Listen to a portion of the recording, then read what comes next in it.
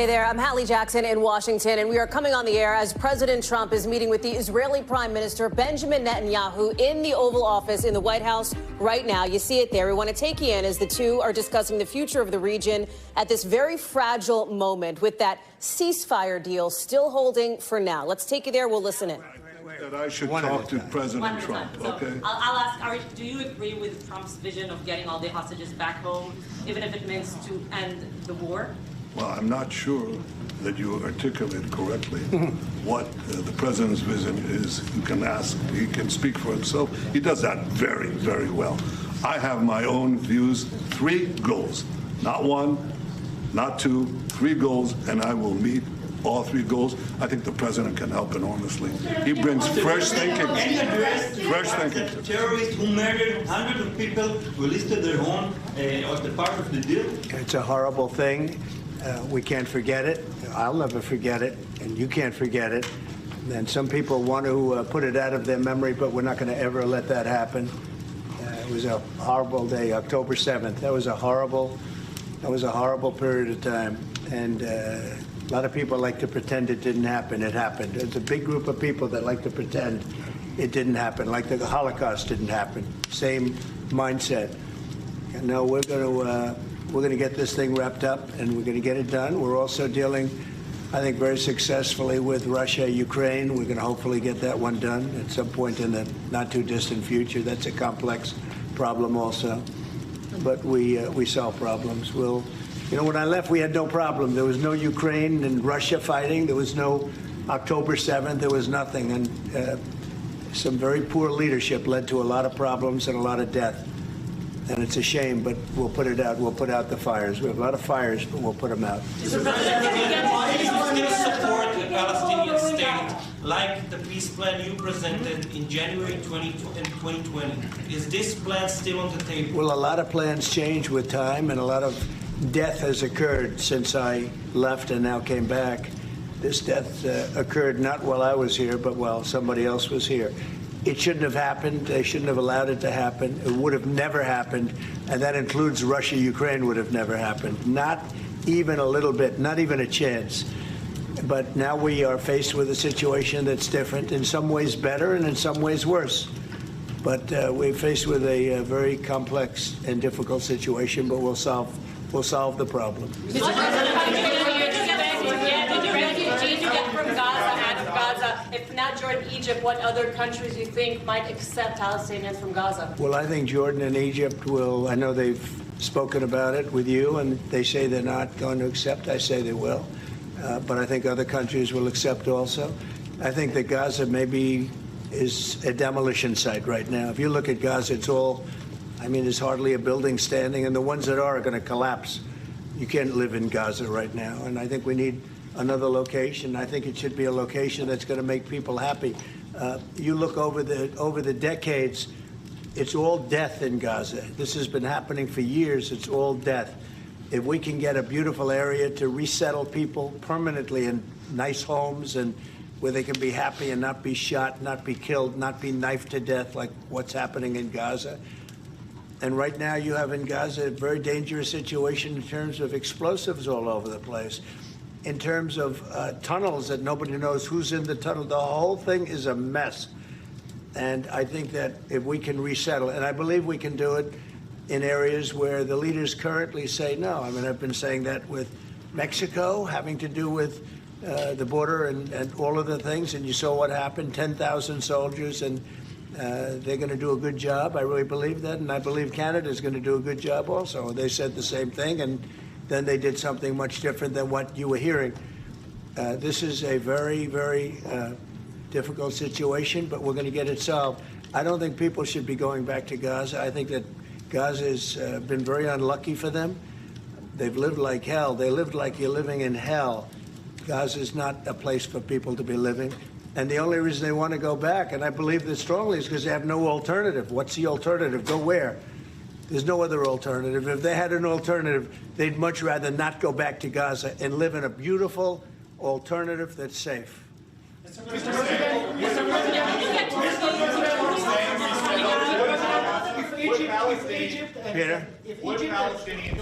would Palestinians have the right to return to Gaza if they left while the rebuilding was happening? It would be my hope that we could do something really nice, really good, where they wouldn't want to return. Why would they want to return? The place has been hell. It's been one of the meanest, toughest places on earth. And right now, I've seen every picture from every angle, better than if I were there. And nobody can live there. You can't live there.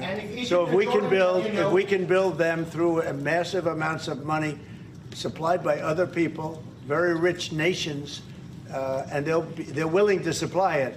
If we can build something for them in one of the countries, and it could be Jordan, and it could be Egypt, it could be other countries, and you could build 4 or 5 or 6 areas. It doesn't have to be one area, but you take certain areas and you build really good quality housing, like a beautiful town, like someplace where they can live and not die.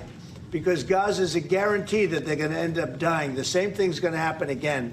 It's happened over and over again, and it's going to happen again as sure as you're standing there, Peter. So I hope that we could do something where they wouldn't want to go back. Who would want to go back? They've experienced nothing but death and destruction. If Egypt and Jordan tell you no, what will you do then? Well, I don't think they're going to tell me no. I don't think they're going to tell me. I think they're going to tell Biden no, and I think they're going to tell other people no. So you think it will happen at the end? I think there's a good chance, yeah. How I'd like to many see it people are you thinking about? All of them. I mean, we're talking All of the about guys. probably 1,000,007 people, 1,000,007, maybe 1,000,008. But I think all of them. I think they'll be resettled in areas where they can live a beautiful life and not be worried about dying every day. Wait. Mr. President, Yeah. you support building settlements, Jewish settlements back in Gaza in the next years? Say it. Building settlements, Jewish settlements back in Gaza in the next year. Do you support this idea? I don't see it happening. It's too dangerous for people. Nobody can go there. It's too dangerous. Nobody wants to be there. Warriors don't want to be there. Soldiers don't want to be there. How can you have people go back? You're saying go back into Gaza now? The same thing's going to happen. It'll only be death. The best way to do it is you go out and you get beautiful, open areas with the sunlight coming through, and you build something nice. And they are not going to want to. They are not going to want to go back to Gaza. Prime Minister Netanyahu, what is your message to the families of the hostages that look at this deal, that are worried that this deal won't go through? What do you say to them in this moment? Same message I said from the beginning of the war. We'll get them out, get them back. We got over 70%, close to 75% of the people who everybody believed will not get out. We got them in successive deals, and most recently with the help of President Trump. We're not going to give up on any of them, and we're not going to give up on our other war aims. Hamas is not going to be in Gaza, and we're going to get everyone back. And you would not have. Prime Minister, how optimistic are you about reaching phase 2 of the ceasefire? How optimistic are you about that happening? Well, we're going to try. That's one of the reasons, one of the things we're going to talk about here. And if we, you know, when Israel and the United States work together, and President Trump and I work together, you know, the chances go up a lot. It's when we don't work together, Israel and the United States don't work together, that creates problems. When the other side sees daylight between us, and occasionally in the last few years, to put it mildly, they saw daylight, then it's more difficult. When we cooperate, isn't it the right chances are good. Once and for all? Say it. Now that Iran is so weak, isn't it the right time to hit their nuclear facilities once and for all? So you say Iran is so weak. I appreciate you saying that. They're not weak. They're very strong right now, and we're not going to allow them to have a nuclear weapon. It's very simple. You know, I signed a very strong proclamation. Iran was in big trouble when I left. They were broke. They didn't have money for Hamas. They didn't have any money for Hezbollah. You had no problem. October 7th could have never happened. When I left, October 7th could have never happened. And frankly, Russia and Ukraine, as I said, could never have happened. They became very strong, very fast. They sold massive amounts of oil to China and everybody else who would not buy the oil when I was president, because we said, don't buy the oil.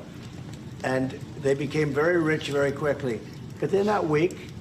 They're not weak. They're strong. Doesn't mean they won't be weak, But you know what? We just don't want them to have a nuclear weapon. They can't have a nuclear So the weapon. Prime Minister, sorry, Mr. President, the Prime Minister wants you to strike Iran.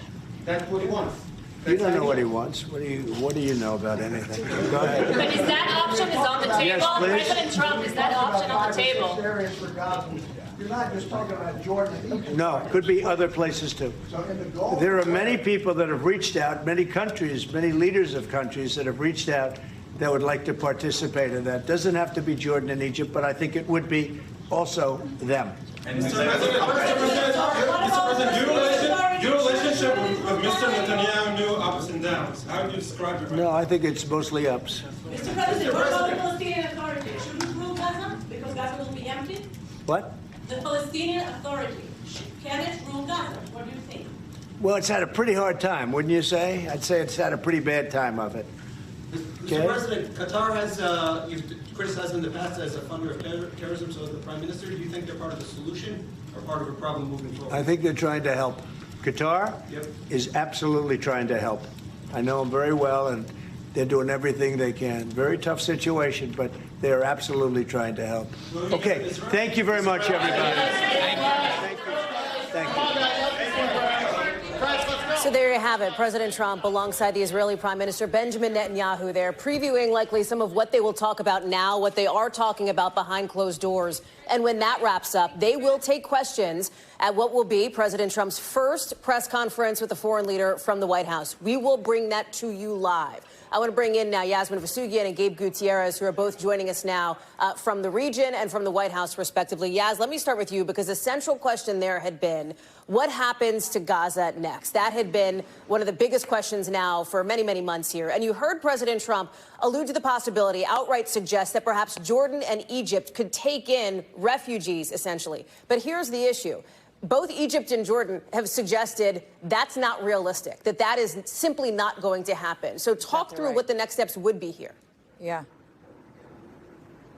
Well, I want to take a quick step back here, Hal, if I can, to kind of walk us through how we got here, right? Because I've been on the streets kind of talking to a lot of Israelis about how they feel about this potential meeting that's happening right now in Washington. And we have a brave team on the ground in Gaza as well, who's talking to Palestinians about their opinions and their confidence in President Trump and Prime Minister Bibi Netanyahu getting this done, right? And having a lasting peace deal in place. And going into this meeting, right, they actually met in thinking that President Trump was maybe the only man who had the ability to convince Prime Minister Bibi Netanyahu to actually end this war. There is a kind of thought, both in Israel and Gaza as well, that the Prime Minister wants to extend this war because he sees it as extending his own power in office, that once the war ends, in fact, he would have to actually leave office, right? There would be a call for a snap election. We have heard President Trump over and over call for an end to this war, a return of all hostages.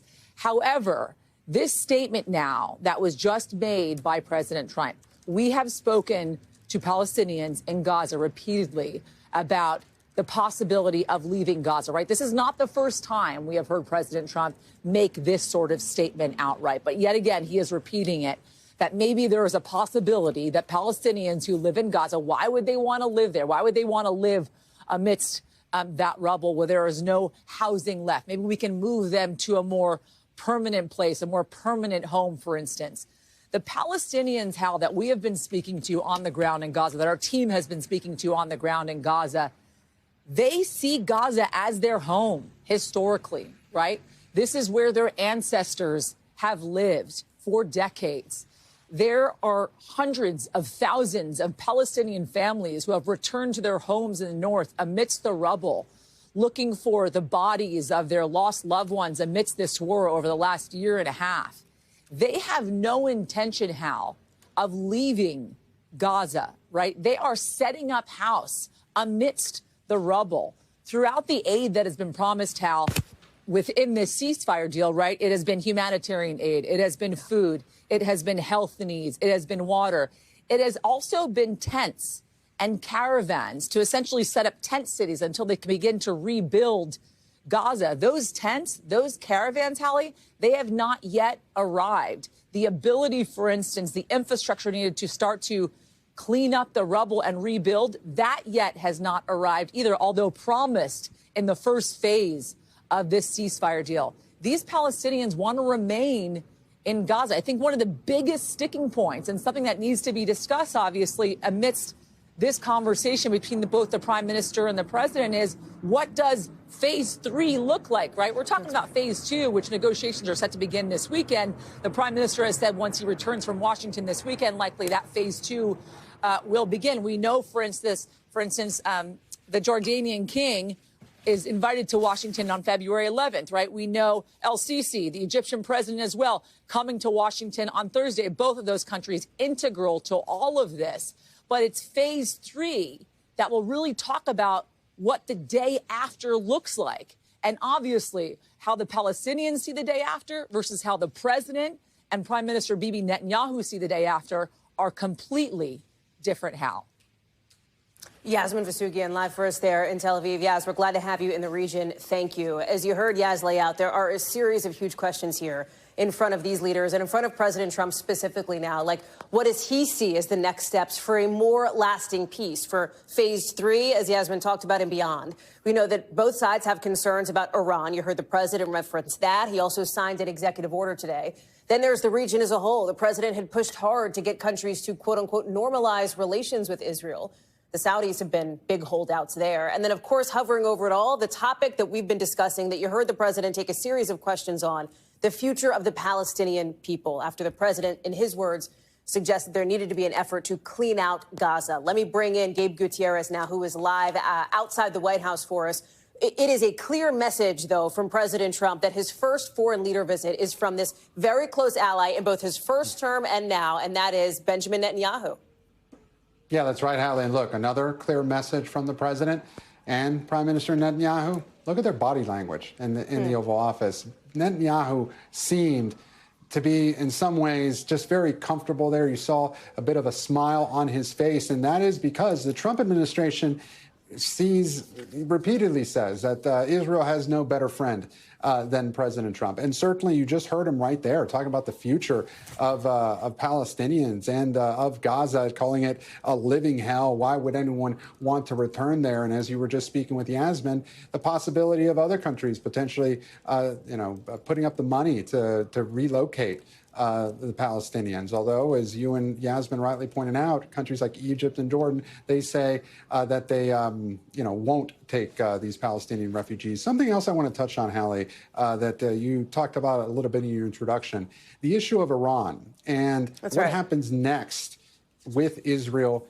and Iran. Right now, President Trump has certain options here, at least 3 of them. He can ask Iran or get Iran to come back in negotiations, or he could either publicly permit or even allow Israel to go after Iran's nuclear sites militarily, like Benjamin Netanyahu and his allies have long advocated for, or he can in some ways go even further and collaborate with Israel in directly taking on these Iranian nuclear facilities. Hallie, you remember a few weeks ago, our colleague Lester Holt sat down with the Iranian prime minister, and surprisingly, he did reach out with a sort of olive branch, saying he wanted a dialogue with the United States as President Trump came into office. Well, now we see that in the Oval Office right there, Bibi Netanyahu, the first foreign leader to see President Trump here at the White House, and a big question looming over all of this: how far will the president go in helping Israel take on Iran? Certainly, there will be many questions about that in the press conference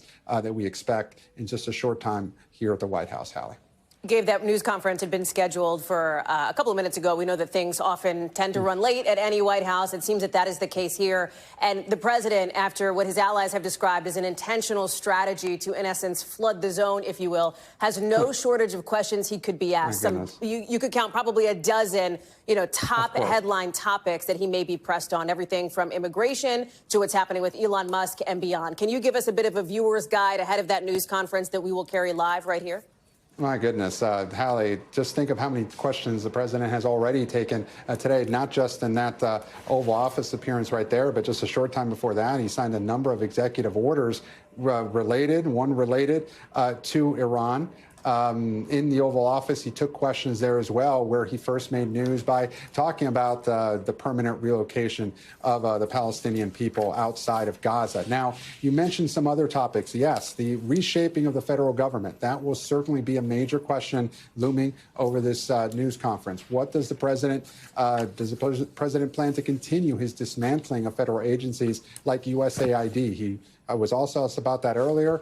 We'll get even more questions about that. Immigration, for example, you touched on as well, comes the issue. Today we learned that the first flight, military flight to Guantanamo Bay carrying 10 detainees, including some gang members, according to one White House official, landed at Guantanamo Bay. So there are certainly questions about that, and how long before that is completely up and running.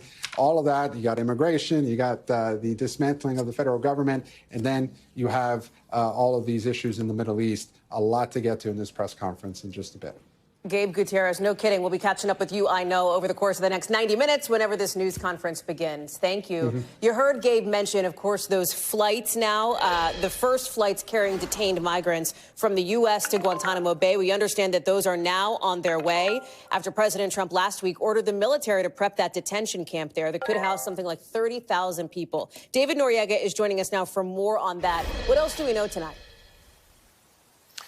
Yeah, Hallie, first of all, let me just say that those of us who cover immigration, one of the big questions we've been asking leading into the Trump administration and in these first weeks of the Trump administration is how far is he going to be willing to go in this promised immigration crackdown and in his and some of his advisors' known desire to reshape the American immigration enforcement system. And building a massive detention camp in Guantanamo Bay for migrants holding supposedly 30,000 people. That's the goal, is to hold a camp to hold 30,000 people, which is pretty much doubling the detention capacity. That's about the amount of beds that ICE has on the mainland United States. That is quite far. It's quite stunning. It's a really remarkable move. However, as is often the case with Donald Trump and immigration, it is not completely unprecedented. The United States has been holding migrants at the Guantanamo Bay Naval Facility for many decades. The difference is that the migrants that used to be held there, for example, in the 90s, were interdicted. They were migrants from Cuba and Haiti primarily who were caught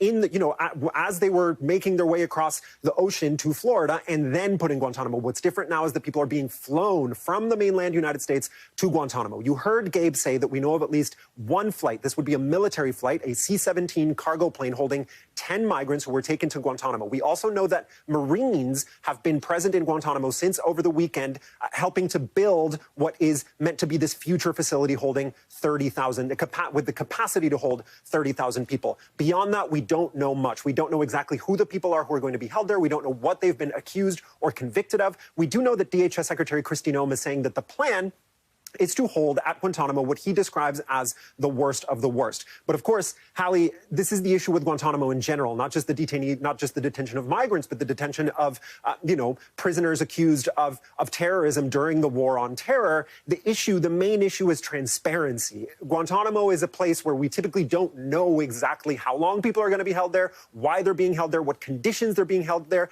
what kind of access they have to due process, to counsel. Those are really the big questions that we're going to have to be asking the administration in the coming weeks. Hallie? There's also this other sort of development that has occurred over the course of the last 18 hours, and that is this, I guess you could call it, offer from El Salvador to take and imprison violent American criminals here. You heard the new Secretary of State, Marco Rubio, sort of saying he's acknowledging that he has heard of this here, saying there's more to look into. And President Trump today says he's also looking at this. How would that even work? Could it work? It depends, Hallie. It depends on what exactly you're talking about. We know that Rubio met with Salvadoran President Nayib Bukele on this tour that he's doing of Latin America, and both of them have said that Bukele basically offered this mega prison that Bukele built over the last few years to house alleged gang members in El Salvador. He basically said, look, for a small fee, we will hold basically anybody that you want us to hold in our pretty, notorious mega prison. That includes American citizens, or it includes foreign nationals apprehended on U.S. soil. Now, the idea of deporting American citizens to go to prison in a different country is, on the face of it, pretty unlikely to happen and not constitutional, not lawful. I think Rubio and Trump themselves have pretty much acknowledged that. Now, the question, though, of deporting people, whether they are Salvadoran or not, to El Salvador is totally not out of the question. The U.S. has actually been deporting migrants to so-called third countries, meaning not their country of origin, excuse me, for some time. Primarily in Mexico. Yeah. Mexico has agreed for several years to receive migrants from Venezuela, from Cuba, from Haiti, from other countries. So it's completely not out of the question that the U.S. could deport migrants to El Salvador. If the Salvadoran government then decides that it wants to imprison or detain those people as its own decision as a sovereign country, that's a separate matter. Again, the Trump administration is pushing the limits of what is of what has happened before, of what is understood generally to be legal and what is understood generally to be possible. Way more questions than answers. So far, this is just an offer made by the Bukele administration to the Trump administration. Whether it's implemented and in what way very much remains to be seen. Hallie? David Noriega, thank you very much for that. Appreciate that. The president also saying late today he is in no rush to get back to the negotiating table with Chinese President Xi Jinping as that trade fight between the U.S. and China ramps up. You know this has a lot of implications, not just geopolitically on the global stage, but how about for your budget? How about for your money? China is now hitting back, slapping the U.S. with retaliatory tariffs on a whole bunch of things, from oil to farming machines to cars, tariffs that impact Tesla, Google, Calvin Klein, et cetera, et cetera. Those tariffs are set to kick in next week as President Trump's promised tariffs on China go into full swing here. And a big question right now, can they avoid an escalation, right? Like Canada and Mexico did. They essentially got a pause button pressed on threatened tariffs on those countries. Can China do the same? We know that they are past that sort of deadline, if you will, as of today. Christine Romans is joining us now. Help us sort through what this means. Sure. Is a walk back possible here? And is there a targeting of specific companies? Okay, if you want to think a walk back is possible, maybe, because these counter tariffs, these retaliatory tariffs don't go into effect until, what, like Monday? So that means there's space between the tariffs that Trump put on last night and when China will do its retaliation. Also the size, I think it's like $14 billion when you talk about the farm equipment and the LNG and the crude oil and the coal, all these things that they're going to have retaliatory tariffs on. It's kind of a small amount. So I think most people today are saying this is Xi Jinping saying, hey, I see your tariffs, Donald Trump. I'm going to raise your tariffs, but to show you that we've got leverage, but there could be more from here. Christine Romans, thank you very much. Let's get the view from China now from our Janice Mackey-Frayer as well. We'll get that in just a moment. But first, some breaking news that is just into us. More of it on what has been an avalanche of news, if you will. And this relates to January 6th agents, essentially agents for the FBI who worked on the case related to the attack on the Capitol, now filing lawsuits against the DOJ. So one of these suits alleges that the Justice Department is targeting these agents. They say it's politically motivated retribution, and they think they're going to get fired soon. These agents claim that their personal information is already getting posted online by convicted January 6th felons. In other words, that they're getting doxxed. NBC News has reached out to the DOJ for comment. We haven't heard back yet. Let's go to Ken Delanian now. Ken, this is one of a slew of topics that President Trump may be pressed about at that news conference that is set to begin at some point very soon. We expect it maybe any minute here, likely sometime in the next 90 minutes. Related to this lawsuit here, help us understand what's actually in these documents and how it relates to those shakeups at the FBI. Well, Hallie, let me give you the latest information. Just in the last hour, we are reporting that a person familiar with the matter telling us that the FBI now has turned over, as they were ordered to do, a list of thousands of FBI agents and other support personnel who worked on January 6th cases, along with information about what they did on those cases. What's interesting, though, is they did not turn over the names of those individuals on the list. They did it by a unique employee identifier. Now, of course, the Justice Department can match those numbers up with the payroll, but by doing it this way, they ensure that there isn't a master list floating around of FBI personnel who worked on January 6th, because that's what these lawsuits you mentioned, that's what they're targeting. They can't forbid a government agency from making lists of employees. That's their right to do it. What they're saying is this is violating our rights because we fear and believe that you're going to release these names to the public. And we're already seeing ourselves doxxed by some of these pardoned January 6th defendants online. And this poses a risk to our safety. This is the FBI agents, what they're saying in these lawsuits. And look, taking a step back, this has been an extraordinary couple of days, something we've never seen with the FBI here. You have a Trump administration that is clearly seeking to revamp the FBI in a way that many people believe is enacting retribution. They have fired 8 top officials, most of whom had something to do with some of the cases against Donald Trump or the January 6th investigation. And now they're asking for the names of everybody involved in January 6th with rumors of mass firings and fears about people being walked out. Now, that hasn't happened in part because the people running the FBI right now, including people appointed by the Trump administration, have been actively pushing back on this in a remarkable situation. Acting Director Brian Driscoll publicly assuring the FBI that agents can't be fired without due process. And this latest thing where they didn't turn in the names is a remarkable sort of resistance by the acting FBI director, who, people, so much so that people were worried he's going to be fired. Right now, that's a bit of a standoff, but we'll see, again, what the Justice Department does with this information, Hallie. You've had some Democrats, Ken, trying to flex some political muscle here, but candidly, there is only so much that they can do, right, in an environment where you have both the legislative and the executive branches controlled by Republicans. That's right. And the other extraordinary thing about this is none of the Republicans have said a peep about this. Charles Grassley, who is supported whistleblowers over the years and integrity in government, basically gave me a statement saying he was fine with these firings. And none of the Republicans have said anything, even though Kash Patel told them in a hearing under oath that he was aware of no plans for retribution or mass firing. So that's where we are, Hallie. Ken Delanian with the DOJ. Ken, thank you very much. Appreciate that. Also here in Washington, we are learning tonight that the bodies of all of the victims of that deadly midair collision over the Potomac have been recovered. All 67 people killed, officials say, have been found after that crash between an American Airlines flight and that Army Black Hawk helicopter just about a week ago. It's the deadliest commercial plane crash in the country in just about 2 decades. You are looking here at some of the names and faces of the victims that we know were killed. Many of them, more than 20 of them, members of the figure skating community.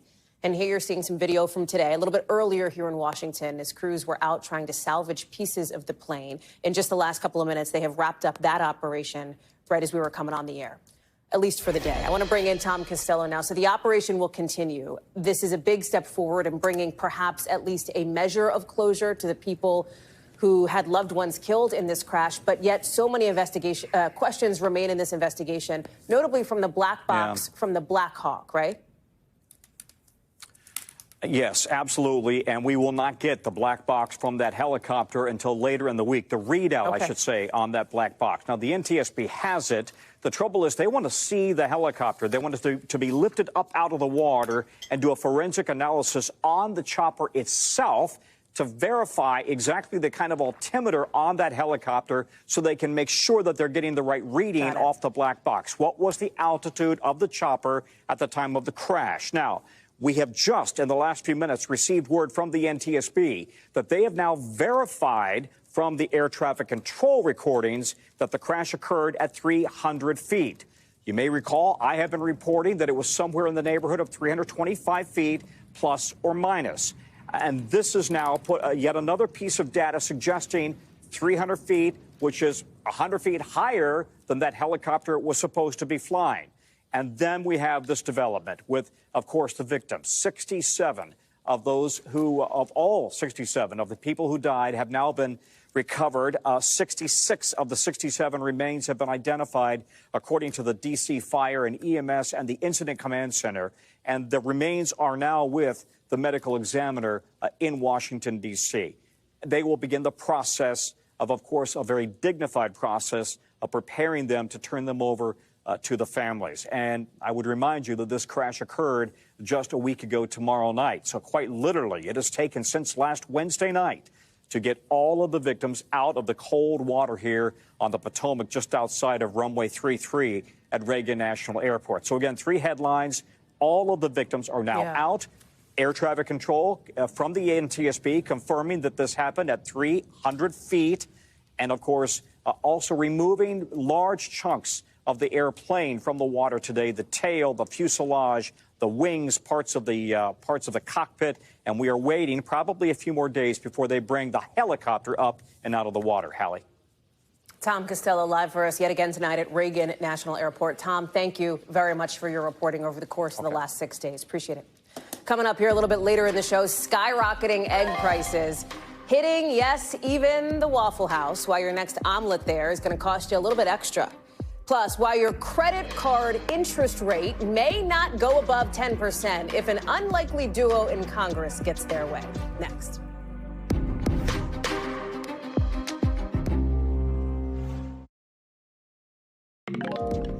All right, folks, here's the deal. Eggflation is now hitting, yes, Waffle House, an American favorite. It's announcing today they're adding a 50-cent upcharge to the eggs that it sells because of how high egg prices are lately and how hard eggs have been to find. You've probably seen similar signs like these on store shelves near you.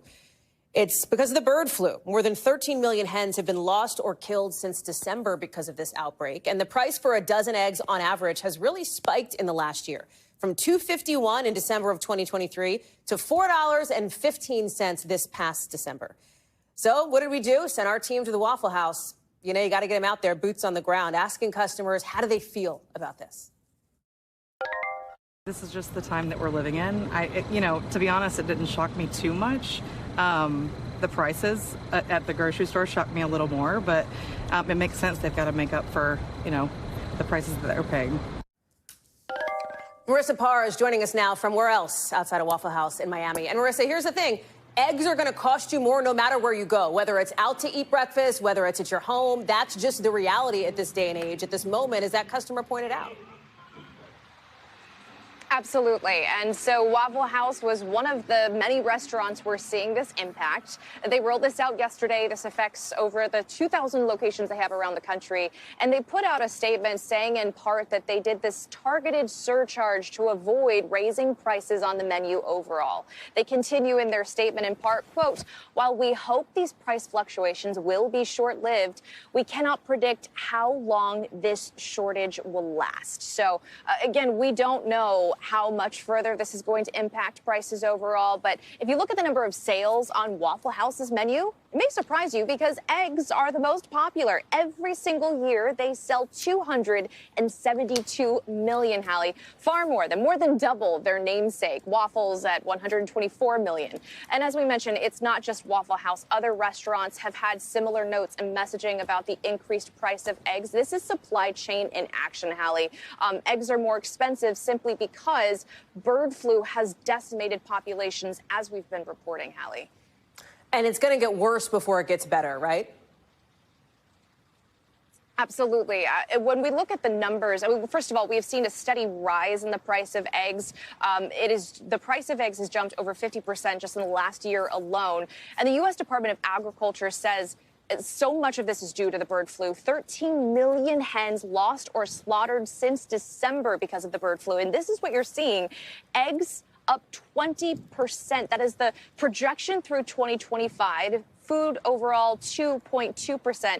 So, Hallie, the thing to take away from here when we talk about how much longer we're going to have to go through this, prices are expected to go up another 20% this year for eggs, even if bird flu was curbed today. And that is simply just a natural effect of all of this. But definitely tightening the bootstraps for people who are out to get their breakfast favorites here at Waffle House and other places around here, Hallie. No kidding, Marissa Parr, at any time of day or night. Marissa, thank you very much for that live for us there in Miami. Let's get you over to the 5 things our team thinks you should know about tonight. Number 1, police in Sweden say at least 10 people are dead after a shooting at an adult education center there. The prime minister says it's the country's deadliest mass shooting ever. Officials are investigating, but they do think that the shooter acted alone and is among those who are dead. No word yet on a potential motive. Number 2, a judge ruling today that parts of Elon Musk's lawsuit against OpenAI may proceed to trial. They say the Tesla CEO, the world's richest man, is going to have to appear in court and testify. Remember, Musk is trying to block Altman and ChatGPT from converting itself into a for-profit company. The ChatGPT parent company, of course, OpenAI. But OpenAI says they need to do this to make more money to develop better AI models. Number 3, Kate Middleton sharing a new photo taken by her 6-year-old Prince Louis to mark World Cancer Day. You see it there, the caption, "Don't forget to nurture all that which lies beyond the disease." Just a couple weeks ago, Middleton announced that her cancer was in remission. Number 4, McDonald's Uncle O'Grimacy is back for the first time in decades. The company says it's part of the promotion for the return of its signature Shamrock Shake. McDonald's sales have been slumping a little bit lately after that deadly E. coli outbreak a few months ago. Number 5, the Met Gala is now rolling out this year's dress code. It is tailored for you. It's the first time in 20 years that this super high-profile gala focuses exclusively on menswear, specifically black style over the centuries. The committee also says it's bringing back a long-standing tradition of a host committee, essentially adding more celebrities on top of this year's host. The whole thing is set for May 5th. So listen, if you use a credit card, and you probably do, you may find this particularly interesting because this new plan out here in Washington would cap credit card interest rates at 10%. That means your interest rate on your card, what are you doing now? 18, 25, whatever it is, it would get capped at 10% for the next 6 years if it is passed. That could make a huge difference for a lot of people. Look at how much the average credit card interest rate has gone up in the last couple decades. Back in 2014, so 10 years ago, we were around 13%. Today, the average is like 23%. And think about how many people have credit card debt. In 2022, Americans reached a record-breaking $1 trillion in debt from credit cards. Sahil Kapoor is on the Hill. You've had a lot of people who've been fighting for this for a long time, but now you have some interesting new movement here now that President Trump brought it up on the campaign trail, and a perhaps unlikely duo in Congress looking to push this through. Yeah, Hallie, time will tell just how much of a game changer it is. We do know that the Republican Josh Hawley and the independent Bernie Sanders, who caucuses with Democrats, have teamed up on a bill that would cap credit card interest rates at 10%. A bit of an unlikely duo, yes, but they have teamed up on some issues before, like stimulus checks, which unite the populist left and the populist right. Take a look at their statements. Senator Bernie Sanders, in a tweet, says Trump pledged to cap credit card interest rates at 10%. Trump technically said around 10%, but he's correct. Today, I introduced legislation with Senator Josh Hawley to do just that. He says we cannot continue to allow banks to rip off Americans by charging outrageously high credit card interest rates of 25 or 30%. Josh Hawley says credit card interest rates are out of control. Rates have doubled in recent years, and he makes his case for the bill, notes that Donald Trump proposed this. Now, where are credit card interest rates at the moment? The average credit card interest rate, according to Forbes, is 28.6%. Banks borrow from the Federal Reserve at a rate of 4.5%. There's a separate study by Bankrate that shows the 3-month average of credit card interest is just above 20%. So a different calculation there. Americans owe a record $1.17 trillion on their credit cards, Hallie. That's according to the New York Fed.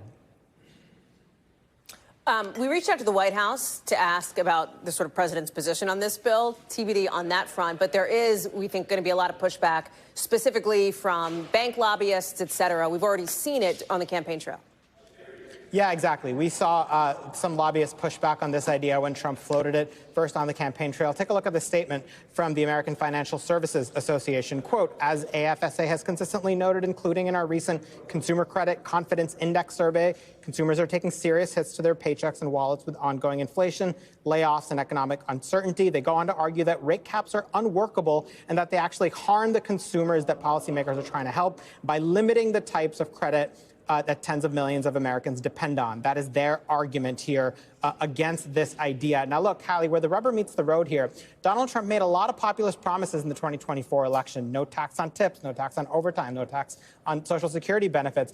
As well as this, he argued that he's the president for wage-earning Americans. Now is his opportunity to prove he was serious about this, because a lot of those working-class voters who moved from the Democrats to the Republican column, who voted for Trump in 2024, they do expect results, and a lot of those voters could be on rental if Trump doesn't ultimately deliver for them. I also reached out to Senator Thune's office, the majority leader, did not get a response from them in terms of whether this bill has any shot at making it to the floor. It's an important dilemma here for Republicans who, for the most part, in the Senate and in Congress are run by old-school conservatives who are more aligned with big business.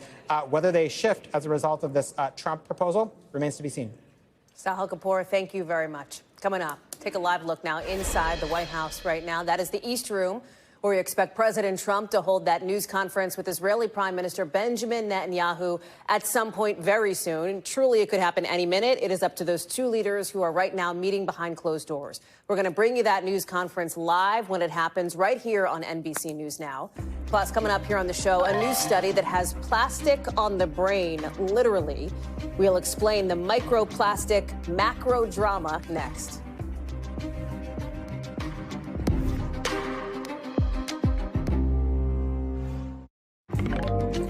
So this new study looking into human brain samples is getting a lot of attention for what it's finding here. Enough plastic in your brain to make up like a whole plastic spoon. And one of the lead researchers of that study says it means our brains today are actually only about 99.5% brain. The rest is plastic. Now listen, that's still majority brain, right? That's almost all brain, but there is, of course, a reason to be concerned here. These microplastics, that's what they're called. We've talked about them before. They're very, very tiny. They can be found in food, water, the air. They can cause cancer, serious lung damage, infertility issues. Dr. Natalie Azar is joining us now to break it down. So, okay, we're 99.5% brain. Is there an acceptable level of microplastics? Is 0.5% okay? This may or may not shock you, Hallie, but there's actually no regulatory level on how much microplastic or nanoplastic is safe for the human. Maybe that'll change as we get more and more information. But as you mentioned, plastics, of course, are ubiquitous. Plastic bags and plastic bottles, synthetic clothing, and these micro and nanoplastics. And by the way, it was mostly nanoplastics, which are tiny, invisible to the naked eye, were found in the brain of individuals, and notably, significantly more in the brains of individuals who had dementia as opposed to people who did not. How did they get there? Well, we usually think of the brain as an area that we call immune privileged, which means it's sort of protected from the rest of the body. But these microplastics, in fact, did and can cross what's called the blood-brain barrier and did end up in our brains, Hallie. Okay. How concerned should we be about it? Let me start there, and then I got one more question for you. So start with how concerned. Very, super very, extraordinarily, like where on the spectrum are we on this? So I would say very, because we know that they can be associated with disease, but finding them there and causally linking them to dementia or other disease, we're not quite there yet. If you want to avoid microplastics or nanoplastics, you look at some of the advice that's out there. People say, okay, don't microwave things in plastic. Fine. What else can you actually tangibly do? Is this an individual thing? Like, meaning can an actual single person in their home avoid microplastics? Or is this more macro, so to speak? Is this going to take a concerted effort on the part of these large multinational corporations? Like, where are we on this? Well, it's both, right? Because all of these sloughed off degradation products of plastic, they get into the air, the food, and the water that we breathe and that we consume. And so there's parts of it from manufacturing that we may not be able to avoid. But in our homes, yes, in addition to what you mentioned, swapping out the plastic, you want to use glass, you want to use steel, you want to avoid, heating plastic up in the microwave, and the Tupperware in the dishwasher, that heat is also not such a good thing. I think we all need to switch over to glass, Hallie. Dr. Natalie Azar, good advice as always. Thank you very much. You bet. NBC News covers hundreds of stories every day, and because it can be tough to read or watch or listen to them all, our bureau teams have done it for you. This is what they tell us is going down in their regions in a segment we call The Local. Out of our Midwest Bureau, a jury is now set in what's being called one of the country's largest pandemic-related fraud cases. Prosecutors in Minnesota say Amy Bach was the ringleader of a scheme that stole something like $200 million from a federal program meant to feed children. Bach denies the allegations. Out of our Northeast Bureau, officials in New Hampshire are investigating after a skier fell 20 feet when his chair came off a ski lift. The fire marshal's office says it was probably a mechanical issue and that the lift's manufacturer is cooperating. The skier, fortunately, is expected to be just fine. And out of our Western Bureau, the LA Lakers officially introducing newest Laker Luka Doncic there today after his massive blockbuster bombshell trade from the Dallas Mavericks. Doncic, like a lot of others, was blindsided by the whole thing, saying he had to check it wasn't April 1st, April Fool's Day, when he got the call. He told reporters today it was hard at first to find out, but says he's excited about a new chapter and that playing with LeBron is a dream come true. Coming up, I want to show you now the East Room of the White House, where we expect President Trump and Prime Minister Benjamin Netanyahu of Israel to speak at some point soon, taking a series of questions from reporters. We'll bring it to you live. Plus, some cord cutters are going to have a new way to watch Sunday's Super Bowl, which free streaming platform it'll be on, and what it says about the industry as a whole. Next.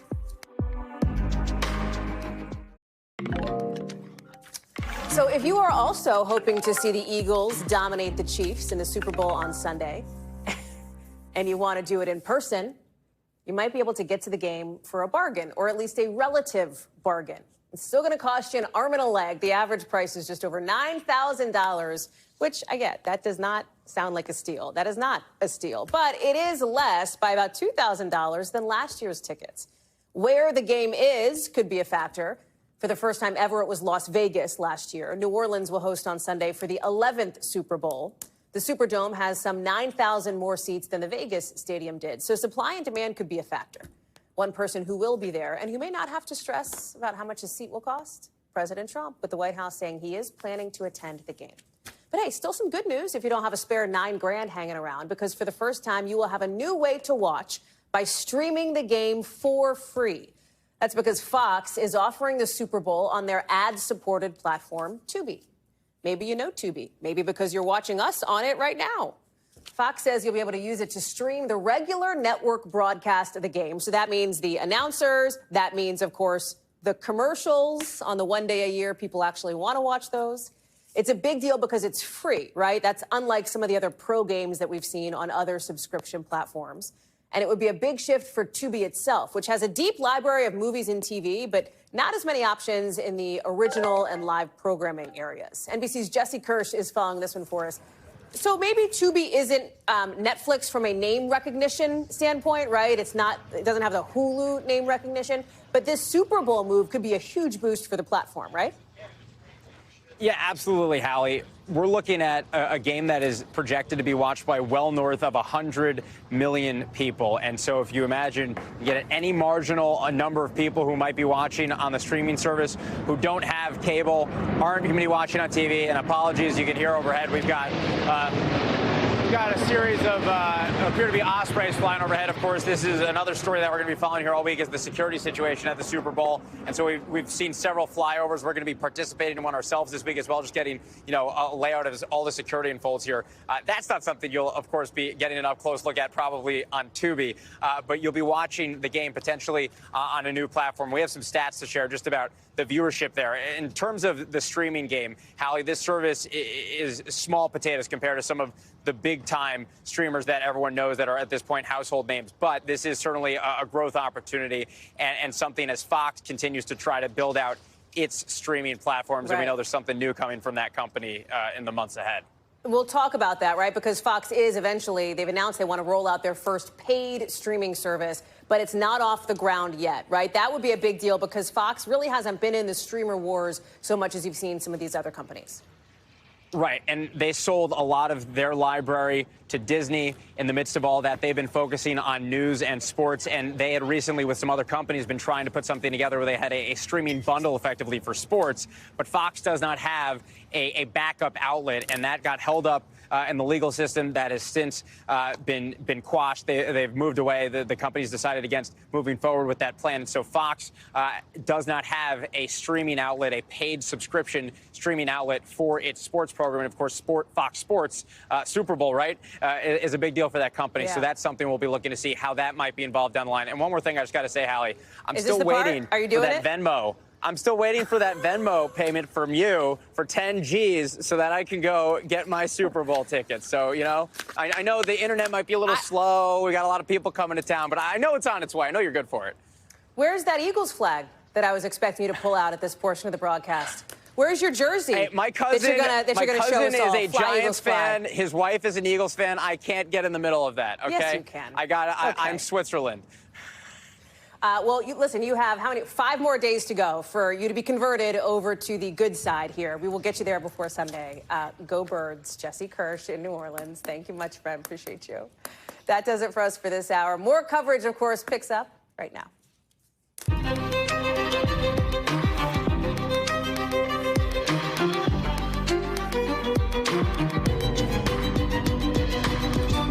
We are coming on the air potentially moments away from President Trump's first news conference with another world leader, side by side with Israel's prime minister, live at the White House. Already, you've seen President Trump floating his idea for Gaza, an idea that seems to be a non-starter for the rest of the region. We're going to bring you that news conference live, and we'll take you to Israel with reaction. We've also got some breaking news coming into us tonight. The first flight to Guantanamo Bay in the air as part of the president's push to detain migrants. But we're just now learning. Plus, those Canada and Mexico tariffs may be off, but with China, they are on. And Beijing is hitting back, retaliating with their own tariffs on everything from tech to tighty-whities. How far both sides are willing to go. Then, just into some new lawsuits by the FBI, accusing the DOJ, by agents specifically, accusing the Justice Department of retribution for working on January 6 cases. The new pushback tonight from top Democrats. And the push to cap interest rates on credit cards at 10%. What that could mean for your wallet, for your budget, later on in the show. Hey, I'm Hallie, and any minute now, we expect to see President Trump and the Israeli Prime Minister standing side by side at a news conference live from the East Room of the White House. You are looking at it there. We expected them a little bit ago. It sounds like things have slid a little bit later at the White House. That happens, of course, at any White House. We know these leaders have been holding closed-door discussions for the better part of the last hour or so. They've already taken a handful of questions, even tonight already, talking through a whole lot of topics, like what does President Trump see as the next steps to keep a more lasting peace? We know both sides have concerns about Iran, the president signing an executive order on that today. And how about the region as a whole? The president has pushed hard to get countries to, quote unquote, normalize relations with Israel. The Saudis have been holdouts there. And of course, hovering over it all, the future of the Palestinian people. With President Trump late today reiterating his push to try to get Jordan and Egypt to accept refugees in an effort to, in his words, clean out Gaza. Why would they want to return? The place has been hell. It's been one of the meanest, toughest places on earth. And right now, I've seen every picture from every angle, better than if I were there. And nobody can live there. You can't live there. We've got team coverage tonight. Yasmin Vasugian is in Tel Aviv, but I want to start with Kelly O'Donnell, who is in the East Room of the White House, where this news conference, Kel, is set to begin. Who knows when? Potentially any minute. It could be a few more minutes. There are clearly a lot of topics that these two leaders have to discuss, and a significant message from President Trump by making his first foreign leader visit, one from close ally Benjamin Netanyahu. Well, certainly that personal relationship will be on full display. We've already seen that here at the White House today. It is unusual for there to be sort of a rolling conversation, but that is now part of the Trump era, where in the Oval Office meeting, they spoke to the cameras, also took questions from reporters. We have over on this side of the room members of the Israeli press delegation. The East Room, as you know it well, Hallie, is the largest room in the White House. It is packed with cameras along the entire back border, and we are in tight spaces here.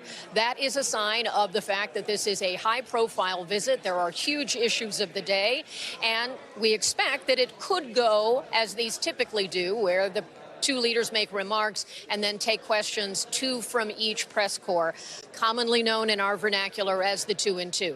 They've already been talking a great deal, and so it'll be interesting to see where they want to focus, but big issues are at hand in terms of certainly the Prime Minister talking about President Trump's big, fresh ideas about the future of the region. He has strong ties there and wants to see there to be peace, but also a realignment of some of the power base there. And one of the controversial things he's talked about is the displacement of Palestinians to other places to be safer, to be admitted by other countries where they could have safe housing, because he repeatedly described the current conditions in Gaza as dangerous and unlivable. That, while practical in some terms, is also a deeply rooted issue about the fact that that is their homeland. It is a sovereign declaration around the world. So there is a lot to talk about, in addition to all the issues on the home front as well. So when we have an opportunity, hopefully we'll be able to ask questions of both leaders as this incredibly important relationship, which defined a lot of the first term, is certainly going to set a marker in the start of the second term. Hallie? We will be watching, Kelly O. We'll be taking that news conference live as soon as it begins. We'll look for you and our colleagues there from the East Room. Kelly, thank you. Let me go to Yasmin now, because Yasmin, Kelly brings up this point about the displacement of Palestinians from Gaza. Jordan and Egypt specifically have already essentially nixed the idea. Jordan's foreign minister says his country is firm and unwavering against it. His Egyptian counterpart says that risks expanding conflict in the region. They've said this within the last 24 hours, Yasmin, and yet when President Trump was pressed about this just within the last hour at the Oval Office, he suggested that there still may be an opening, if not in Jordan and Egypt, then perhaps other countries as well. Give us the reality check. Not surprising to hear from President Trump, obviously, that he believes there's still an opening, right? As I mentioned earlier, on February 11th, King Abdullah is going to be visiting Washington. Thursday, El-Sisi, the president of Egypt, also visiting Washington as well. So obviously, these are going to be the moments in which the president will make an appeal to help out. But as you mentioned, right, this is essentially, from what we know at this point, a non-starter. It's a non-starter for the leadership of Egypt. It's a non-starter for the leadership of Jordan. By the way, Hal, it's a non-starter for the Palestinians as well who live in Gaza, right? This is an incredibly precarious moment for this ceasefire. We are only in phase one. There are 76 hostages remaining inside Gaza, 34 of which we believe are dead. All of them promised to be returned to Israel throughout these phase one and phase two of this ceasefire deal. We have explosions happening in Jenin, in a city in West Bank. 100 residential buildings so far have been blown up. 30,000 plus residents, Palestinian residents of this West Bank city, have been evacuated from Jenin camp. When I say precarious, that is putting it lightly. The lives of hostages are on the line here. The lives of Palestinians as well are on the line here. And when you have statements being made by the president of the United States saying essentially that Gazans should evacuate, possibly permanently, and you have Egypt essentially saying, we're not taking them. You have Jordan essentially saying, we're not taking them. Yet the president is saying, well, maybe I can convince them. We're in a really tough spot here as we look towards possibly phase two, set to be negotiated this weekend, and phase three, which is the day after, which seemingly, it seems, there is no plan for that, Hal, and that is the reality. Yasmin Vasugian live for us there in Tel Aviv. Yas, thank you. Let me go to Gabe Gutierrez now, who is outside the White House. And what's interesting, Gabe, and I think we can hear a little bit of it through your microphone, there have been pro-Palestinian protests just outside the gate to the White House. And based on my knowledge of the geography of the West Wing, typically if a protest gets that loud, you can hear it from the West Wing entrance, which means it's possible the Israeli prime minister heard it as well when he was pulling it. Yeah, well, the prime minister and Blair House, which is, right next to the White House, most likely heard these protesters. Hallie, there is a little bit more separation this time of year because they're still taking down all the structure that they constructed from the inauguration. But yes, if you can hear behind me, I'm across the street from the White House, and down below you can definitely hear these protesters that have been here now for about an hour or so. Certainly a lot of frustration from these protesters, not just with President Trump, but also they were very vocal during the administration of President Biden. But certainly Trump's comments today, speaking about the relocation and perhaps permanent, in his view, relocation of Palestinians to other countries, that is increasing their anger and outrage over how this is unfolding in the Middle East, Hallie. There's also, of course, the Iran factor, Gabe, which is continuing to loom large, as it always does over this region. You heard President Trump talk about that today as well.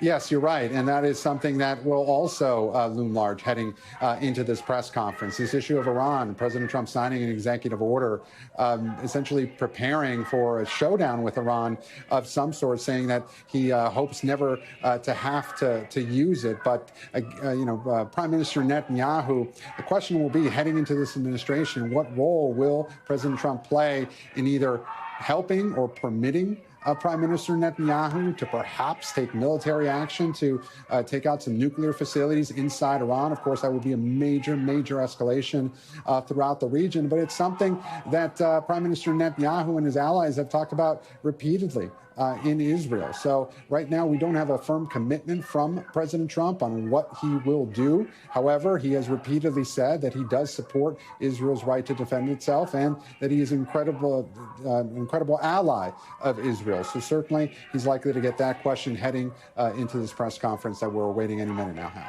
Any minute, Gabe Gutierrez there in Washington. Gabe, thank you. Also new tonight, the Trump administration says the first flights carrying detained migrants from the U.S. to Guantanamo Bay is on its way. Look at this post from the Homeland Security Secretary Kristi Noem on X, saying President Trump has been very clear.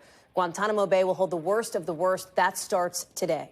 President Trump last week ordered the military to prep a detention camp at the Navy base at Guantanamo that could house something like 30,000 people deported from the U.S. David Noriega is joining us now. Can you help fill in some of the details? What do we know, nuts and bolts wise, about the flights to Guantanamo, how many people are on board, et cetera?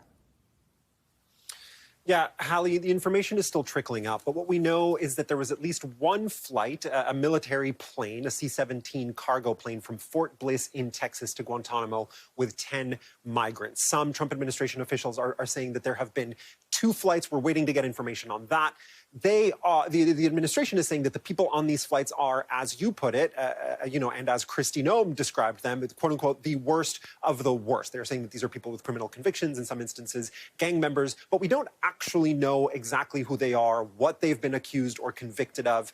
We're kind of having to take the administration's word for it at this point. Now, Hallie, I do want to step back and point out that the idea of having a massive migrant detention camp on Guantanamo, on the naval base on Guantanamo Bay, is quite stunning. It is a pretty remarkable move by the Trump administration in its efforts to reshape the American immigration enforcement system, but it's not completely unprecedented. In fact, the United States has been housing migrants on Guantanamo since at least the 90s. It was quite common practice in the 90s, actually, during the Clinton administration, to house Haitian and Cuban migrants who had been interdicted at sea on Guantanamo. In fact, at one point in the 90s, there were 45,000 Cubans and Haitians being held on Guantanamo. That is more than the 30,000 the Trump administration wants to house there in this new camp that Marines are building on the island today. Now, what is totally unprecedented is flying people currently detained on the mainland United States to Guantanamo for detention. That has never happened before, and it's very likely to raise legal questions and possibly legal challenges. Hallie? How about this other piece that has come up in the last 18 hours or so with El Salvador, I guess, making you could call it an offer to take and to imprison violent U.S. criminals. President Trump said today he's looking at this. Secretary of State Marco Rubio is acknowledging that this is out there. There's some real questions about it, though, right? Yeah, for sure. So Rubio met with Salvadoran President Nayib Bukele as part of his tour of Latin America. And I'll say, Hallie, having covered the country, that perhaps Trump's biggest rival on the international stage, just in terms of political theater, is Bukele. Bukele is very good at kind of publicly, at making his policies as publicly sort of sellable as he can. Now, this move of offering the United States prison space in El Salvador to house not only foreign nationals deported from the United States, but American citizens convicted of crimes, is in itself, I think, an act of political theater. Now, if it were to be implemented in any way, it would raise a ton of questions. The idea of deporting U.S. citizens from U.S. soil to serve prison sentences in another country, lawyers have said that that is sort of, on the face of it, illegal and unconstitutional. Rubio himself acknowledged that that is legally not a super tenable proposition. However, the idea of removing foreign nationals from the United States, whether they be Salvadoran or from another country, to El Salvador is not out of the question. The United States has actually been deporting people to so-called third countries for some time now. Mexico is the clearest example of a country that has been willing to accept deportees from, for example, Cuba, Haiti, Nicaragua, and Venezuela. Now, whether El Salvador then imprisons those people and whether they do so at the behest of the United States raises an entire other set of questions. The other thing that I'll say, Hallie, is that what Bukele is specifically offering to do is to house people in a notorious, infamous, if you will, mega prison that he built to incarcerate tens of thousands of alleged members of MS-13, Barrio 18, and the gangs that, have notoriously made El Salvador a dangerous country over the years. The crackdown that led to the construction of that mega prison has been criticized by human rights groups for having essentially suspended due process. It is, however, quite popular in El Salvador, just like Bukele himself is quite popular in El Salvador. A lot of Latin American leaders have talked about sort of emulating the Bukele model, this kind of crackdown on crime. So there are a lot of parallels in the way that Bukele and the Trump administration think about crime and law enforcement and immigration enforcement. Again, whether this goes beyond just this sort of diplomatic overture between the two countries, that remains to be seen. Hallie? David Noriega, thank you very much for that. Appreciate it. President Trump also saying late today he's in no rush to get back to the negotiating table with Chinese President Xi Jinping as the trade fight between the U.S. and China ramps up. That could mean some real implications, not just on the global stage, but on a much more personal level for you, for the money that you spend, for your budget, and for the stuff that you need. China is now hitting back, you can see, with a 10 to 15% tariff on a lot of U.S. imports, on everything from oil to farming machines to cars, involving companies from Tesla to Google to Calvin Klein. The list goes on. Those tariffs are set to kick in next week, as President Trump's promised tariffs on China are already now in effect. Question, of course, can there be a walk back from the brink? We saw that over the course of the last 24 hours with both Canada and Mexico. Could China be next? I want to bring in Brian Chung, who's joining us now. Can he answer that question, Brian? Is it possible? Janice Mackey-Fraser is with us as well from China. But, Brian, I'll start with you. Could there be a walk back on the China tariffs? What would it take to get there? Yeah, well, I mean, the fact that it's not immediately implemented does suggest that there's a little bit of wiggle room for some sort of negotiation here. But I want to point out that the tariffs that the United States levied on China, that first round of 10% tariffs, is really not the beginning of the tariff story with China and the United States. You have to really go back to the first Trump administration, where there were more targeted tariffs at the time that were also used as threats. But a lot of those tariffs actually remained in place even through the Biden administration. And I want to point out that even the previous Biden administration did actually add tariffs of his own, in some cases as high as 100% on Chinese EVs, that happening in May of 2024. So this is very much a story that has actually been across bipartisan lines. You know, the fentanyl issue was something that was discussed by the Treasury Department when then Chair Janet Yellen, or rather then Secretary Janet Yellen, went to China to go discuss these things. So, yes, there is the chance that there could be a walk back. But again, this has been a slow ratcheting up over time, over 8 years of these tariffs on China. Where do you see this going realistically, Brian, when it comes to the impact on both small and big businesses in this country?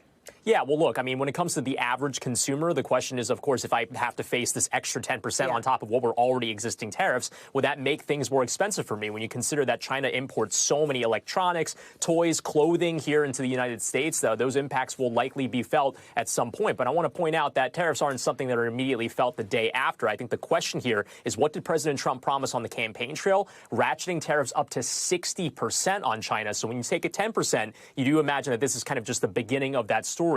Once you get to 60%, those really become very impactful feelings that people will see on things like, again, clothes, electronics, and toys, speakers, all those things. Brian Chung, thank you very much. Appreciate that. Janice Mackey-Fraser has the latest now from Beijing. Right when President Trump's China tariffs went into effect at midnight, Beijing struck back, announcing measures on multiple fronts. First, imposing tariffs, additional tariffs of 10 to 15% on a range of U.S. imports, including coal, liquefied natural gas, crude oil, and farm machinery. It's also targeting some car imports, namely pickup trucks, and announced additional export controls on certain critical metals. And there's more. China is also announcing an antitrust probe into Google. This is not the first one for the company, which doesn't do a lot of business here because its search engine is blocked, but it still poses a disruption for Chinese companies. As well, two American companies, PVH Group, which owns clothing brands like Calvin Klein and Tommy Hilfiger, and Illumina, a gene sequencing startup, are being added to the unreliable entity list here, meaning they're effectively blacklisted from doing business. Now, all these measures affect roughly 30% of exports to China, so it's unlikely to make a huge dent in the U.S. economy. Economists say it's more symbolic and designed as more of a message from China that it could be worse, and that China, and Xi Jinping in particular, wouldn't want to be seen as caving to President Trump or the U.S. The uncertainty, though, is whether this is all negotiating tactics or the beginning of a deeper trade offensive. China says the tariffs will take effect on February 10th. That's nearly a week away, which leaves time for talks. And President Trump has said that he planned to speak with President Xi in the coming days, but it isn't clear when or if this call is happening. Both sides are looking for leverage here, and both appear to be finding it. Our thanks to Janice Mackey-Fraser for that reporting. Also, some other developing news just into us. The FBI is now turning over a list of thousands of agents, part of the January 6th investigations, to the Justice Department, as some FBI agents are now filing lawsuits against the DOJ, alleging that the agency is targeting them in what they're calling, quote, politically motivated retribution. In this same suit, the agents say they think they're probably going to get fired soon, and they say their personal info is already getting posted online by convicted January 6th felons. NBC is out to the DOJ for comment, but we have not yet heard back. I want to get right to Ken Delaney. Help people understand here, Ken, what is unusual and what is, quote unquote, typical about this, with the caveat that not much around this is something that typically happens when an administration turns over. Fair? Yeah, that is absolutely fair, Hallie. There is really nothing typical about what's been going on with the Justice Department and the FBI. Look, the larger context here is important. Donald Trump came into office and his administration immediately fired many of the career prosecutors who worked on investigating him at the Justice Department. Then they turned to the FBI and they fired 8 top officials, many of whom had played some role in the investigations of Donald Trump and also of the January 6th supporters of Donald Trump who stormed the Capitol. Now they've turned to the larger population of thousands and thousands of agents. And look, last week, it seemed like they were moving to fire many of them. But the acting director of the FBI stood up and said he would not go along with that. So what they did instead was they requested a list of names of all the agents and support personnel who worked on the 2,400 or so January 6th investigations. Today, the FBI turned over that list, although they did not provide the names. They provided employee identification numbers. Now, of course, the Justice Department can match those numbers with names on a payroll, but the FBI did not want to generate a list of January 6 agents because already we've seen some of the 1,500 or so pardoned individuals, some of whom are very dangerous felons, posting the names of FBI agents in open social media and on the dark web, and they're very worried about an issue of safety here. But the larger issue really, Hallie, is this looks like an intimidation tactic. If you're at the FBI, how do you now work on any kind of case that you think would get you crosswise with the Trump administration, Hallie? That's right. Ken, zooming out, how does this whole thing fit into this wider federal workforce shakeup that we're watching, not just at DOJ, not just at FBI, but extending and reverberating through every agency in government? Yeah, well, there's some common themes and then there's some big differences. The common themes are that the Trump administration appears to be trying to get rid of people who have civil service protection under the law. You can't just, it's famously very difficult to fire government workers. They have a right to have hearings, and there's this thing called the Merit Systems Protection Board, because the idea is that the civil service system is supposed to be non-political. These are people who are not appointed by either party. Well, Trump is going in these agencies and just laying waste to them with Musk as well. And so that's the commonality here that's happening at USAID, it's happening at the State Department, and there's going to be lawsuits challenging all of that. What's unique, I think, about the FBI and the Justice Department is the enormous power and responsibilities that they have to protect the nation from things like terrorist attacks and transnational cartels. And Donald Trump really does need these people. And he's playing with fire here, as the FBI really has been in turmoil in recent days with the Super Bowl coming up that it's trying to protect and a massive terrorist threat pervading the country, Hallie. Ken Delaney, and lots to watch on that beat for sure. Ken, thank you for being with us. Appreciate that. Here in Washington, we are learning tonight that the bodies of all the victims of that deadly midair collision over the Potomac River have been recovered. All 67 people killed in that crash between an American Airlines jet and an Army helicopter last week. Of course, the deadliest commercial airplane crash in this country in almost 2 decades. You are looking at some of the names and faces of some of the victims who we know were killed. I want to show you, too, some video from earlier this morning, that salvage operation here with crews trying to pull out pieces of the plane from the Potomac. They wrapped up for the day right as we were coming on the air. I want to bring in Tom Costello now.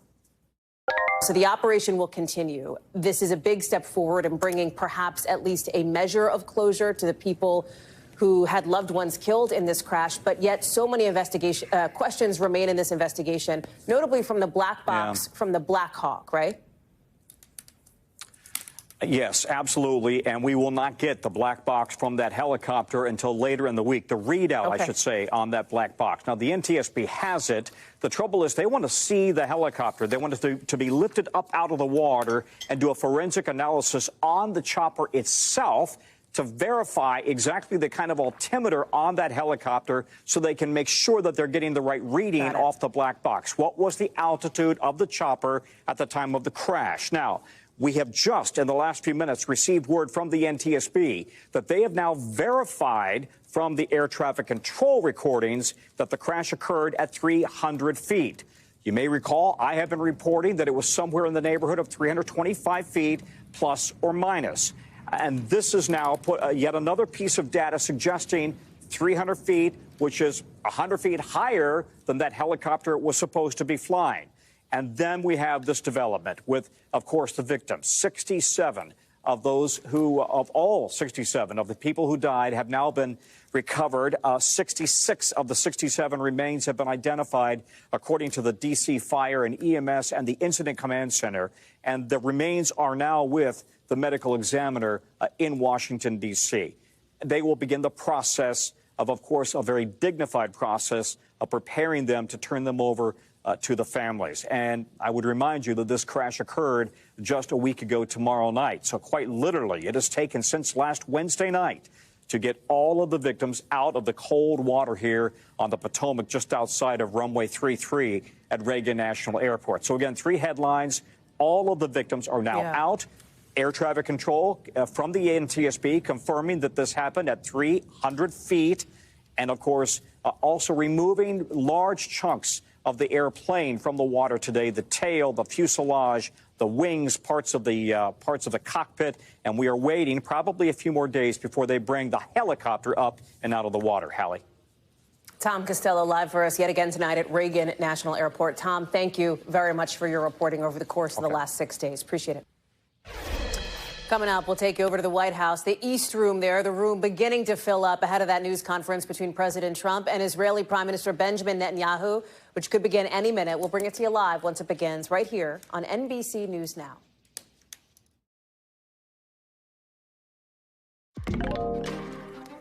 So, folks, eggflation. It is now hitting an American icon. Yes, Waffle House saying it has to raise its prices 50 cents per egg for any dishes that you order that involve eggs there. That's because of those really high egg prices we've been talking about and those supply shortages. You may have seen shelves that look like this on your local grocery store.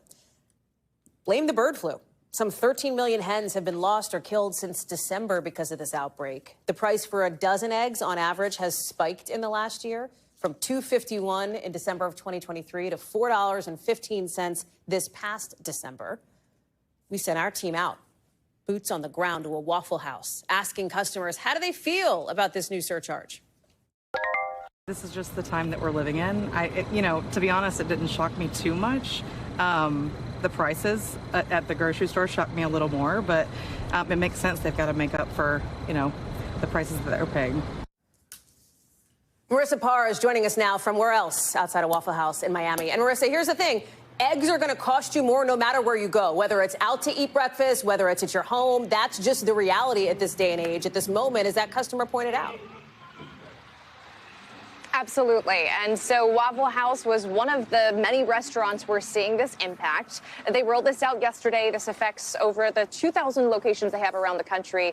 And they put out a statement saying in part that they did this targeted surcharge to avoid raising prices on the menu overall. They continue in their statement in part, quote, while we hope these price fluctuations will be short-lived, we cannot predict how long this shortage will last. So, again, we don't know how much further this is going to impact prices overall. But if you look at the number of sales on Waffle House's menu, it may surprise you because eggs are the most popular. Every single year, they sell 272 million, Hallie. More than double their namesake, Waffles at 124 million. And as we mentioned, it's not just Waffle House. Other restaurants have had similar notes and messaging about the increased price of eggs. This is supply chain in action, Hallie.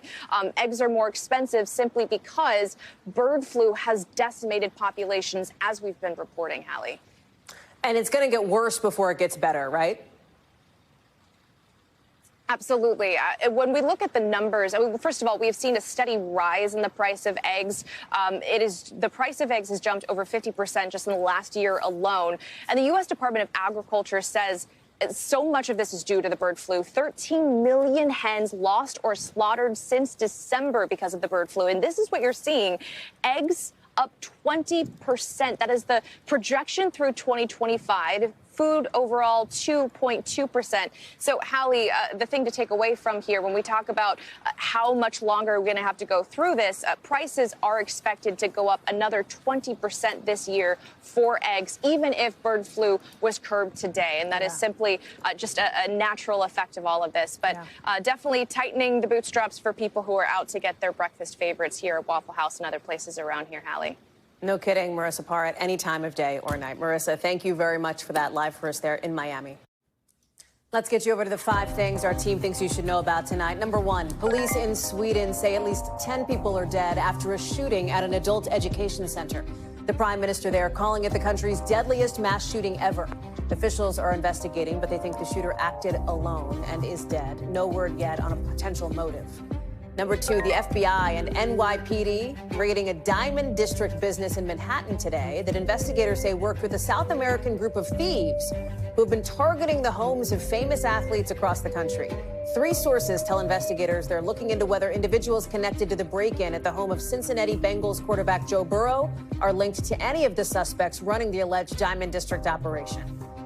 Number 3, Michael Jordan's son, Marcus, who you might recognize from reality TV, was arrested early this morning, according to officials in Florida. He was booked on suspicion of DUI, drug possession, and resisting arrest. Here's some of the body cam footage from police. I'm Michael Jordan's son. I'm not doing anything wrong. I'm just trying to get home, and I made a wrong turn. We should note police blocked out the faces of the officers making the arrest. Jordan made bail earlier, did not speak to reporters. It's not clear if he has an attorney. And a rep for Michael Jordan could not immediately be reached for comment.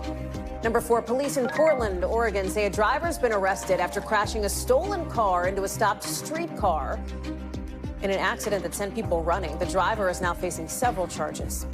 Number 5, the Met Gala announcing today this year's dress code is tailored for you. It's the first time in 20 years the event will focus exclusively on menswear, specifically black style over the centuries.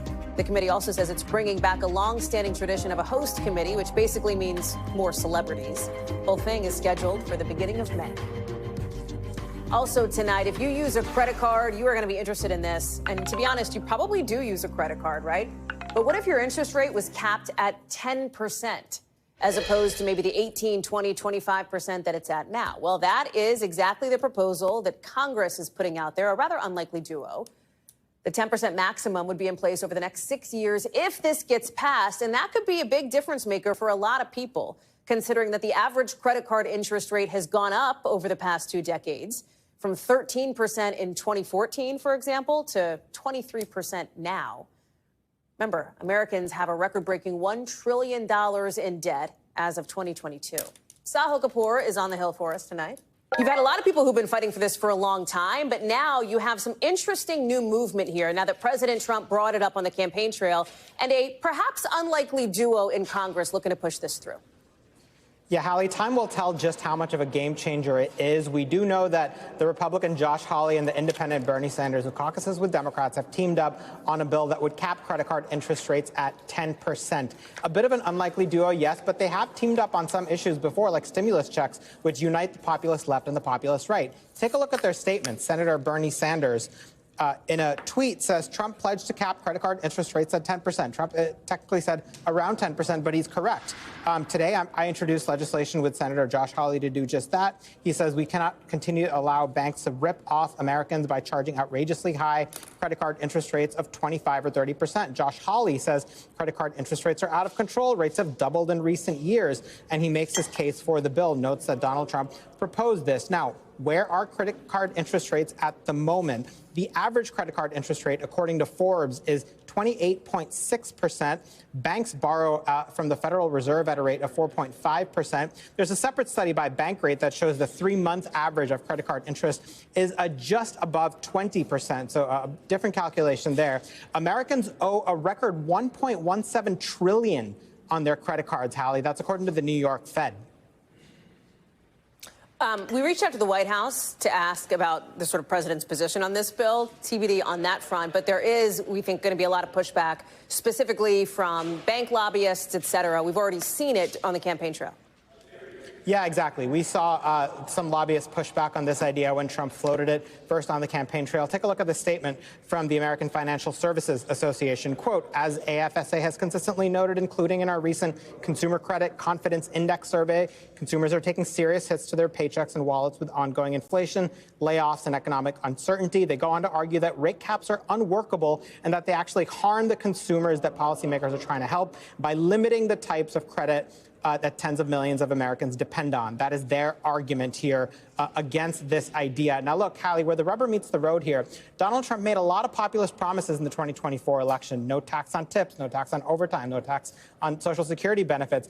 As well as this, he argued that he's the president for wage-earning Americans. Now is his opportunity to prove he was serious about this, because a lot of those working-class voters who moved from the Democrats to the Republican column, who voted for Trump in 2024, they do expect results, and a lot of those voters could be on rental if Trump doesn't ultimately deliver for them. I also reached out to Senator Thune's office, the majority leader, did not get a response from them in terms of whether this bill has any shot at making it to the floor. It's an important dilemma here for Republicans who, for the most part, in the Senate and in Congress are run by old-school conservatives who are more aligned with big business. Whether they shift as a result of this Trump proposal remains to be seen. Sahil Kapoor, thank you very much. So this new study looking into human brain samples is getting a ton of attention, and that is because it has found that there is enough plastic in the average brain to make up about an entire plastic spoon. And one of the lead researchers on this study says that means our brains today are actually only 99.5% brain, and the rest is plastic. And that's still mostly brain, but there may be reason to be concerned here. We're talking about these microplastics or nanoplastics that can be found in food, in water, in the air. They can cause cancer, serious lung damage, infertility issues. Dr. Natalie Azar is joining us now. So, okay, we're 99.5% brain. Is there an acceptable level of microplastics? Is 0.5% okay? This may or may not shock you, Hallie, but there's actually no regulatory level on how much microplastic or nanoplastic is safe for the human. Maybe that'll change as we get more and more information. But as you mentioned, plastics, of course, are ubiquitous. Plastic bags and plastic bottles, synthetic clothing, and these micro and nanoplastics. And by the way, it was mostly nanoplastics, which are tiny, invisible to the naked eye, were found in the brain of individuals, and notably, significantly more in the brains of individuals who had dementia as opposed to people who did not. How did they get there? Well, we usually think of the brain as an area that we call immune privileged, which means it's sort of protected from the rest of the body. But these microplastics, in fact, did and can cross what's called the blood-brain barrier and did end up in our brains, Hallie. Okay. How concerned should we be about it? Let me start there, and then I got one more question for you. So start with how concerned. Very, super very, extraordinarily, like where on the spectrum are we on this? So I would say very, because we know that they can be associated with disease, but finding them there and causally linking them to dementia or other disease, we're not quite there yet. If you want to avoid microplastics or nanoplastics, you look at some of the advice that's out there. People say, okay, don't microwave things in plastic. Fine. What else can you actually tangibly do? Is this an individual thing? Like, meaning can an actual single person in their home avoid microplastics? Or is this more macro, so to speak? Is this going to take a concerted effort on the part of these large multinational corporations? Like, where are we on this? Well, it's both, right? Because all of these sloughed off degradation products of plastic, they get into the air, the food, and the water that we breathe and that we consume. And so there's parts of it from manufacturing that we may not be able to avoid. But in our homes, yes, in addition to what you mentioned, swapping out the plastic, you want to use glass, you want to use steel, you want to avoid, heating plastic up in the microwave, and the Tupperware in the dishwasher, that heat is also not such a good thing. I think we all need to switch over to glass, Hallie. Dr. Natalie Azar, good advice as always. Thank you very much. You bet. NBC News covers hundreds of international stories every day, and because it can be tough to read or watch or listen to them all, our teams around the world have done it for you. Here's a look at what they're watching in a segment we call The Global. Out of Australia, officials say a teenage girl is dead after a shark attack at a popular tourist spot north of Brisbane. Police say she was swimming when the attack happened. They didn't say how old she was, although Australian media reported she was just 17. Out of England, medical experts are challenging evidence used to convict a nurse of killing 7 newborns and trying to kill other babies. They say natural causes or bad medical care is what led to the deaths. Right now, Lucy Letby is serving multiple life sentences. She has appealed her case twice already and lost. Her lawyers want another commission now to look into her case as a possible miscarriage of justice. And in Scotland, the government is coming out and saying, no, it's not going to ban cats. Why? Well, a report by independent experts said cats were a threat to Scotland's wildlife. They suggested containment measures should be considered. Some people read that as like maybe a ban on cats. It is not to be for the Scots.